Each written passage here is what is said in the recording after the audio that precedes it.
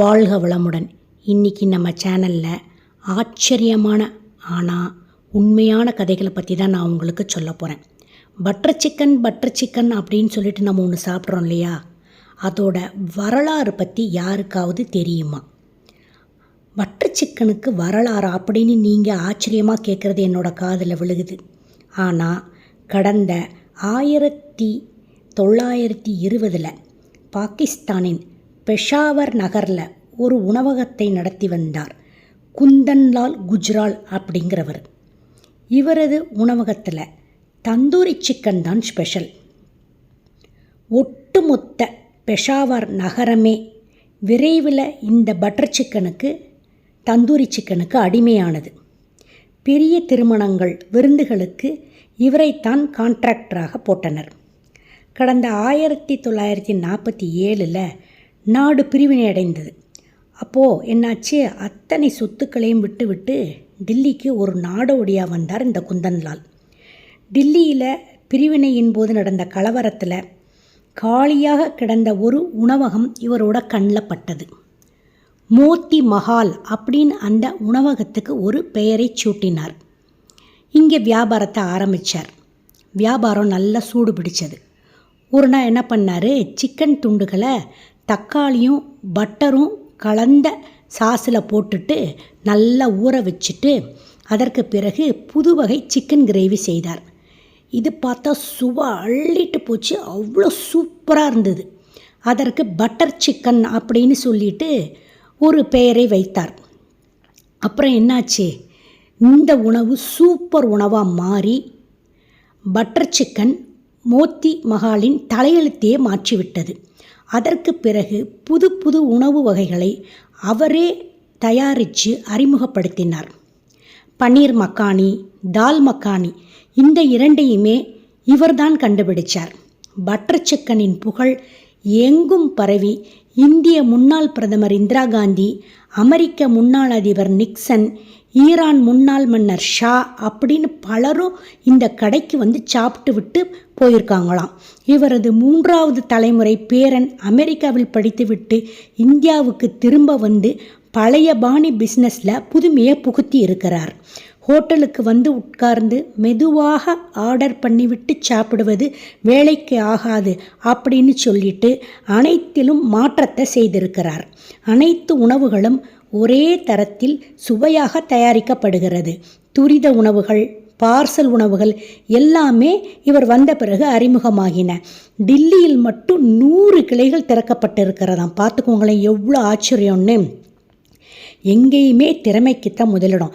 அதனால் திறமையோடு நீங்கள் புதுமையும் புகுத்திட்டீங்கன்னு வச்சுக்கோங்களேன், இவரை மாதிரி நம்மளும் வாழ்க்கையில் பயங்கர வெற்றி அடைஞ்சிடலாம். நம்ம பழசுலேயே இருந்துட்டு புதுமையை புகுத்த பயந்துட்டு உட்காந்துருந்தோம்னா வாழ்க்கையில் நாம் முன்னேறவே முடியாது. இந்தியாவின் பல்வேறு மாநிலங்கள், மத்திய கிழக்கு நாடுகள், கனடா, ஐரோப்பா மற்றும் அமெரிக்கா அப்படின்னு பல்வேறு இடங்களில் இவங்களோட கிளைகள் திறக்கப்பட்டுள்ளன. டில்லிக்கு சென்று இந்த ஹோட்டலை பற்றி கேட்டால் ஆக்ராவுக்கு தாஜ்மஹால், டில்லிக்கு மோத்திலால் அப்படின்னு சொல்லுவாங்களாம். இப்போது பட்டர் சிக்கனை பற்றிய ஒரு அருமையான உண்மை கதையை நாம் தெரிஞ்சுக்கிட்டோம் இல்லையா? அடுத்து வீர சிவாஜி பற்றிய ஒரு உண்மை கதைக்கு போகலாம். அந்த காலத்துல எல்லாம் யுத்தத்தில் வெற்றி பெற்றால் தோல்வியடைந்த நாட்டின் பட்டத்து இளவரசிகளையும் ராணிகளையும் கவர்ந்து சென்று விடுவாங்களாம். வெற்றி பெறும் மன்னனோ சுல்தானோ விரும்பினால் அவளை அவனுக்கு விருந்தாக்கிடுவாங்களாம். அப்படி ஒரு நிலைமை அந்த காலத்தில் இருந்திருக்கு. சிவாஜியின் படை வெற்றி கொண்டது. சுல்தானின் மனைவி ரொம்ப பேரழகியாம். அழகுனா அழகு, அவ்வளோ அழகாக இருப்பாளாம். அவளது அழகு அந்த பிராந்தியத்திலேயே மிகவும் பிரசித்தி பெற்றதாம். சுல்தானோட மனைவின்னு சொன்னாக்காலே எல்லாருக்கும் தெரியுமா, அவ்வளவு ஃபேமஸாக அந்த அம்மா. எனவே சிவாஜியின் படைத்தளபதி மற்றும் வீரர்கள் என்ன செஞ்சாங்கன்னா, தன்னோட மன்னனோட மனமும் உடலும் குளிரட்டும் அப்படின்னு சொல்லிட்டு அந்த அம்மாவை சிறைப்பிடிச்சிருக்காங்க. சுல்தானோட மனைவியை சிறைப்பிடிச்சிட்டு கடுங்காவலுக்கு இடையே பல்லக்கில் ஏற்றிட்டு அவளை கொண்டு வந்து தப்பிக்க முடியாதபடி சிவாஜியோட அந்தப்புறத்தில் வெளியே விட்டு விட்டாங்க. அன்னைக்கு ராத்திரி தூங்கச் சென்ற சத்ரபதி சிவாஜி தன் அறைக்கு வெளியே ஒரு பல்லக்கு இருப்பதை பார்க்குறாரு. பல்லக்கில் இருப்பது யார் அப்படின்னு சொல்லிட்டு தளபதிட்ட கேட்கிறாரு. மன்னா, இவள் சுல்தானின் மனைவி, பார்ப்போற்றும் பேரழகி. இவள் அழகை கண்டு மயங்காதவர்களே கிடையாது. இந்த பிரதேசத்தில் இப்படிப்பட்ட ஒரு அழகான பெண்ணை நீங்கள் பார்க்கவே முடியாது. எனவே இன்னைக்கு இரவு இவளை உங்களுக்கு விருந்தாக்கலாம்னு சொல்லிட்டு தான் நாங்கள் பத்திரமா கொண்டு வந்து இங்கே சேர்ந்துருக்கோம் அப்படின்னு சொன்னாராம். அந்த பல்லக்கு அருகே சென்றாராம் சிவாஜி. அதாவது நம்ம நாட்டில் எப்படி ஒழுக்கமான ஒரு அரசன் இருந்திருக்கான் அப்படிங்கிறதுக்கு இந்த சிவாஜி ஒரு எடுத்துக்காட்டு. பல்லக்கின் திரைச்சீலையை விளக்கி பார்த்தாராம். ஏற்கனவே அச்சத்தில் இருந்த சுல்தானோட மனைவி மருண்ட விழிகளோட கண்களில் நீரோடு சிவாஜியை பார்த்துருக்காங்க. அம்மா, நீங்கள் உண்மையிலேயே ரொம்ப அழகுதான். உங்கள் வயிற்றில் ஒருவேளை நான் பிறந்திருந்தால் நானும் அழகாக பிறந்திருப்பேன் அப்படின்னு சிவாஜி சொன்னாராம். இதை கேட்டு சிவாஜியின் தளபதி முதல் அங்கிருந்த படை வீரர்கள் எல்லோரும் வெட்கப்பட்டு தலை குனிஞ்சாங்களாம். அந்த வீரமகனை கையெடுத்து கும்பிட்டாலாம் சுல்தானின் மனைவி. தளபதியை சினந்து, பெண்கள் நம்ம நாட்டில் தெய்வம் அல்லவா, இப்படி ஒரு காரியத்திற்கு நீங்கள் எல்லாம் எப்படி துணிஞ்சீங்க? பொன்னாசை மண்ணாசையை விட கொடியது. பெண்ணாசை மாபெரும் சாம்ராஜ்யங்களையே இதுவரை தரைமட்டமாக்கியிருக்கிறது. இனி இப்படி ஒரு இழிச்செயலை கனவிலும் கூட செய்ய துணியாதீர்கள். முதல் வேளையாக இந்த அம்மாவை அழைச்சிட்டு போய் அவர் எங்கே விரும்புகிறாங்களோ அந்த இடத்துல விட்டு வாங்க அப்படின்னு சொல்லிட்டு ஒரு கட்டளையை போட்டாராம் சிவாஜி. எல்லாரும் ஆடி போயிட்டாங்களாம். அதற்கு பிறகு உடனே அந்த அம்மாவை கூட்டிகிட்டு போய் அவங்க எங்கே விட சொல்கிறாங்களோ அங்கே விட்டு வந்தாங்களாம். அதற்கு பிறகு சிவாஜிட்ட எல்லாரும் மன்னிப்பு கேட்டாங்களாம்.